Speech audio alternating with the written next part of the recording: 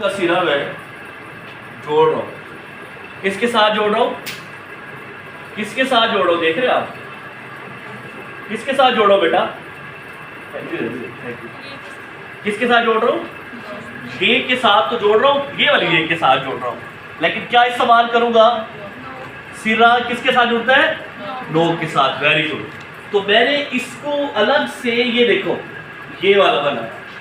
अब मैं इसको स्वाद के साथ जोड़ रहा हूं तो क्या करूं, दो के साथ जोड़ रहा हूं, ये देखें, ये दो फिर पूरा मारता।